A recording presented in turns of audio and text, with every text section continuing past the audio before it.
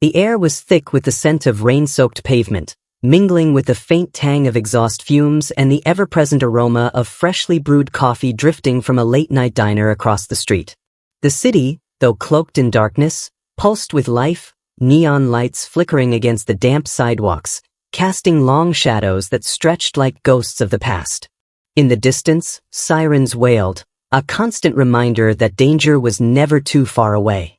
Inside the dimly lit precinct of the Washington, D.C. Metropolitan Police Department, the fluorescent lights buzzed softly, casting an eerie glow over stacks of case files, half-empty coffee cups, and the silent exhaustion etched onto the faces of those who had seen too much.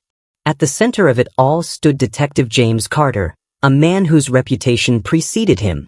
Once hailed as one of the department's finest, James was the kind of cop who never hesitated, quick on his feet, sharp with his words, and utterly fearless in the line of duty. His tall frame and steely blue eyes commanded respect, his every movement exuding an air of confidence that bordered on arrogance. But beneath that hardened exterior lay a man who had long since forgotten why he put on the badge in the first place. The weight of his past decisions sat heavy on his shoulders, though he refused to acknowledge it. To him, the world was black and white, criminals and law-abiding citizens, right and wrong, loyalty and betrayal. And then there was Captain Evelyn Marshall, the first female officer to rise to the rank of captain in the precinct's history. She was a legend in her own right, a woman who had fought tooth and nail to earn her place in a world dominated by men. With a reputation for being both unyielding and compassionate, she commanded respect without ever demanding it. But tonight, the unshakable Captain Marshall would come face to face with the very man she had once mentored, a man whose faith in the system had begun to crack. And in the span of a single moment, everything would change. As James Carter walked through the precinct, his jaw tight, his fists clenched, the storm inside him brewed. Something was off. The air felt charged, as if the universe itself was holding its breath. And then, the unmistakable click of a gun being drawn. The tension in the room snapped like a live wire as James turned sharply, his pulse hammering in his ears. His hand moved on instinct, his weapon raised before his mind could catch up. And there she stood, Captain Evelyn Marshall. Unarmed. Unmoving. Her eyes, deep with wisdom and pain, locked onto his with a quiet, unspoken challenge. And in that instant, as his finger hovered over the trigger, James Carter felt something he hadn't felt in years. Regret. For a moment, time seemed to stop.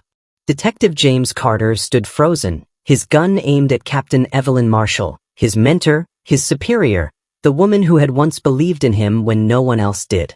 The weight of the cold steel in his hand was nothing compared to the sudden, crushing realization that he had made a mistake. But how had it come to this? Only seconds earlier, the precinct had been alive with the hum of late-night chatter, the rhythmic clatter of keyboards, and the occasional burst of laughter from exhausted officers clinging to what little humor remained in their world. James had been on autopilot, drowning in reports, caffeine, and a simmering frustration that never seemed to fade. Then came the shout. A desperate, guttural cry from one of the holding cells. James had been the first to move, storming through the precinct like a man possessed. Something about that voice, thick with terror, sent adrenaline flooding through his veins. He reached the corridor leading to the cells just as Captain Marshall appeared from the opposite side. And then, a shadow in the dim light. A blurred figure lunging forward. A sudden movement too quick to process.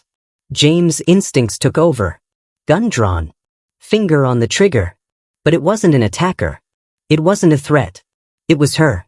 Captain Marshall had stepped forward, her hands raised, not in surrender, but in command. James' breath came in shallow, uneven gasps. The room around him was a blur. But Evelyn? She was clear as day. James, she said, her voice calm, steady. Put it down. The walls around him felt like they were closing in. His hands trembled, a betrayal of the composure he prided himself on. His mind screamed at him to think, to process. But all he could feel was the sharp, suffocating weight of his mistake. The realization hit like a wrecking ball. He had nearly shot his own captain. His mentor. His friend. James took a shaky breath, his mind racing back to the moment. The cry from the holding cell, the rush of movement, the surge of adrenaline that had drowned out his ability to think. He had let fear dictate his actions. Worse, he had let his doubt dictate his actions. Slowly, painfully, he lowered the gun, his grip loosening as shame twisted inside him. Around them, the precinct had gone eerily silent. Officers watched in stunned disbelief, their eyes darting between James and Evelyn. Captain Marshall didn't flinch. She didn't waver. She simply held his gaze, reading every unspoken emotion flickering across his face. And then she said something that cut deeper than any reprimand ever could. "You're not the man I trained you to be." James felt the words lodge deep into his chest, heavier than the badge on his hip. And for the first time in his career, he wasn't sure he still deserved to wear it. The gun felt heavier than it should have as James Carter slowly lowered it. His fingers ached from the tension, but the real pain was the shame searing through his chest. He had almost shot Captain Evelyn Marshall. The room was still, suffocating in its silence. Officers who had once looked up to him now wore expressions of uncertainty, doubt flickering in their eyes. James clenched his jaw. He could feel the weight of his own breath, shallow and uneven. "You're not the man I trained you to be." Those words echoed inside him, loud and damning. Evelyn didn't move at first. She just held his gaze, her sharp brown eyes unreadable. Then, with the calm of someone who had seen the worst of the world and survived it, she took a slow step forward. "Inside." Now, her voice was low but firm. James swallowed hard and nodded. Without another word, he turned and walked past her, feeling the eyes of his fellow officers bore into his back. Captain Marshall followed him into her office and shut the door. The walls were lined with old case files, commendations, and a framed photo of her first graduating class at the academy. James recognized himself in that picture, standing tall, full of promise. That man felt like a stranger now. Evelyn leaned against her desk, crossing her arms. "What the hell just happened out there?" James exhaled sharply, running a hand through his hair. "I heard a scream from Holding. I thought." He hesitated, the weight of the moment crushing down on him. "I thought there was a threat." Her expression didn't change. "And your first instinct was to pull your gun?" His fists clenched. "That's how we survive out there, isn't it?" His voice came out harsher than intended. Evelyn's eyes narrowed. "Is that what you think this badge is for?" She tapped the emblem on her chest. "To survive?" James didn't respond. He couldn't. She shook her head, disappointment etched into every line of her face. That was Officer Hector Alvarez screaming from Holding. He was attacked by one of the new detainees. "I ran in to de-escalate." "And you?" "You nearly shot me because you didn't stop to assess the situation." James felt the floor drop out from under him. "Alvarez? One of their own?" "I didn't know," he muttered. "No, you didn't," Evelyn said, pushing off the desk. "Because you let your fear decide for you." James flinched. Fear. That word stung more than anything else. "You've changed, Carter," she continued. "You were sharp, precise. But lately, you've been reckless. You're walking around with a chip on your shoulder, and I don't know why." James opened his mouth to respond but hesitated. Could he tell her? Could he admit that everything, the job, the pressure, the doubt, had been eating him alive? Evelyn sighed and walked around her desk, pulling open a drawer. She retrieved a thin folder and placed it in front of him. "Suspension papers," she said flatly. His heart stopped. "You're suspending me?" "I should." She met his eyes, unwavering. "But I won't." "Not yet." James exhaled, but the relief was short-lived. "I want you to take a few days off. Mandatory leave." She tapped the folder. "No badge. No gun. I want you to figure out whatever the hell is going on with you." James bristled. "I don't need a break. You almost shot me, Carter." Her voice cut like a blade. "That's not up for debate." Silence. Thick. Stifling. James looked away, jaw tight. "And what if I don't come back?" Evelyn's expression softened for the first time that night. "Then you were never supposed to?" That hurt. He turned to leave, every step feeling heavier than the last. Just as he reached the door, Evelyn spoke again. "James." He paused but didn't turn around. "You're a good cop." But you need to remember why you became one. James swallowed hard and stepped out of her office. The precinct felt different now, the air thick with something unspoken. As he walked past, some officers averted their eyes. Others whispered. And then there was Officer Marcus Reed, his former partner. Reed leaned against the wall, arms crossed. What the hell happened in there? James didn't stop. Guess I'm on leave. Reed fell into step beside him. Man, you've been off for weeks. You barely talk. You barely sleep. And now you almost pull a gun on Marshall? You need to talk to someone. James shook his head. I just need some air.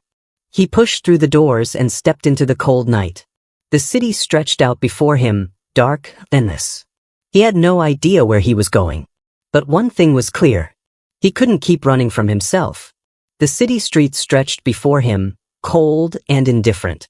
The neon lights of a nearby diner flickered erratically, and the distant hum of traffic filled the silence James Carter carried within him. His breath curled into the night air as he walked aimlessly, his mind a battlefield of guilt, anger, and something far worse, doubt. He had dedicated his life to the badge, sworn to protect and serve, but tonight he had nearly become the very threat he was trained to stop. The weight of that truth settled in his chest like lead. His feet carried him without thought, past dim alleyways and deserted sidewalks, until he found himself outside an old bar, one he hadn't visited in years. The neon sign above the door buzzed faintly, the Blue Lantern. Inside, the air was thick with the scent of whiskey and cigarette smoke. The low murmur of conversation barely registered as James slid onto a stool at the bar. Carter. He glanced up to find Hector Alvarez, the officer he had heard screaming in the holding cell earlier, nursing a beer 2 stools down. His left eye was swollen, a deep purple bruising his cheekbone. James exhaled. Hell of a night. Alvarez smirked, though it didn't reach his eyes. For you more than me. James didn't answer. Instead, he motioned to the bartender for a drink. After a beat, Alvarez leaned in slightly. You want to talk about it? James scoffed. What's there to talk about? I almost shot my own captain. Alvarez studied him. You weren't always like this, man. James clenched his jaw. People change. Alvarez nodded slowly, sipping his beer. Yeah, they do. Question is, do you even know why you changed? James looked away. Did he? For the past few months, he had been unraveling bit by bit. It started with small things, sleepless nights, second-guessing decisions, a growing impatience with the system. He had convinced himself that the only way to stay ahead was to be faster, harder, more ruthless. And tonight, that mindset had nearly gotten Captain Marshall killed. His grip on the glass tightened. Before Alvarez could say more, the bar's front door slammed open, sending a sharp gust of cold air inside. A man rushed in, wild-eyed, desperate. His clothes were dirty, his hands shaking. Somebody help. Please. The bar fell silent. James was already on his feet. What's wrong? The man gulped in frantic breaths. It's my daughter. She's in the alley. Some guy's got a knife. He's got her against the wall. James didn't hesitate. He bolted out of the bar, Alvarez close behind him. The moment he hit the alleyway, his instincts kicked in. There, under the flickering glow of a single street lamp, a young girl, no older than 12, was pinned against the wall, a terrified sob escaping her lips. A man stood before her, his hand gripping a knife, pressing it to her throat. James' world snapped into focus. Every choice he had ever made led to this moment. The man turned, wild and erratic, eyes darting between James and Alvarez. Stay back, he barked, pressing the knife harder against the girl's throat. I swear I'll... James raised his hands, empty, calm. You don't want to do this. His heart pounded, but his voice was steady. This wasn't about dominance. It wasn't about reacting first. This was about thinking. He took a slow step forward. What's your name? The man's grip faltered for half a second. Shut up. Another step. I know you don't want to hurt her. The man's chest heaved. You don't know anything about me. James' breath came slow, measured. Then tell me. The girl whimpered, her eyes locked onto James. Trusting him. For the first time in months, James felt that responsibility again, the one that came with the badge. Not power, not fear, duty. He took another step. Let her go. The man's grip faltered again, his fingers twitching. But the fear in his eyes wasn't just for himself. It was the fear of a man who had nothing left to lose. James recognized that fear. He had been carrying a version of it himself. Whatever this is, James continued, voice softer now, we can fix it. But not like this. A long, tense beat passed. The man released the girl. She bolted toward James, tears streaming down her face as she threw herself into his arms. He barely had time to register the relief before Alvarez moved in, expertly disarming the man and pinning him against the wall. The moment was over as quickly as it had begun. The suspect was in cuffs. The girl was safe. James exhaled, his arms still around the trembling child. And in that moment, he knew. This was why he became a cop. Not to be feared, not to wield power, but to protect. His hands, so steady now, held the girl as she sobbed into his jacket. And for the first time in months, James Carter felt something he thought he had lost forever. Clarity. The aftermath was a blur of flashing red and blue lights, hurried voices, and the hushed murmurs of onlookers gathering at the alley's entrance. The young girl, still trembling, clung to James's side as paramedics arrived, wrapping her in a blanket and checking for injuries. James gently knelt beside her, his voice steady but soft. You're safe now. The girl, wide-eyed and shaken, nodded but said nothing. The moment she saw her father rushing through the crowd, she broke away, running into his arms. The man collapsed to his knees, clutching her to his chest, sobbing his thanks.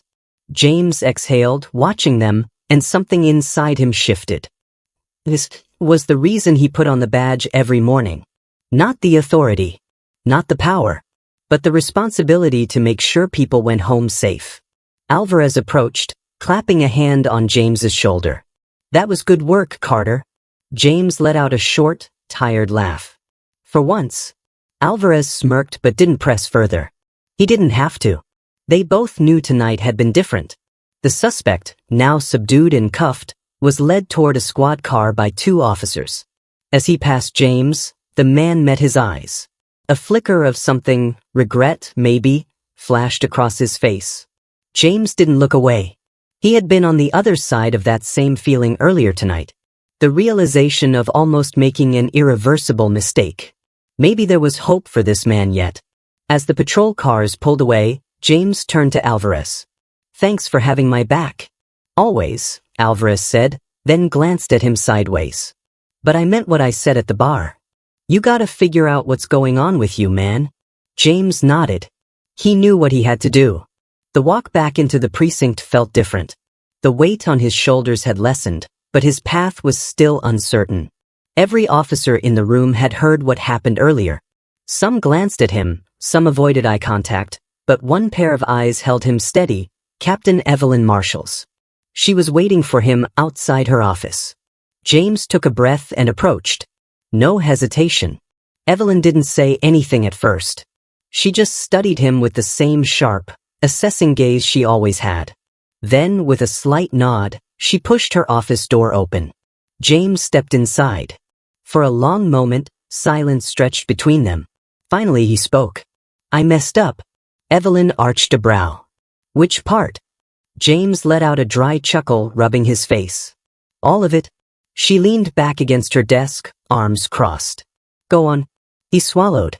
I lost my way, Captain. I got caught up in this mindset.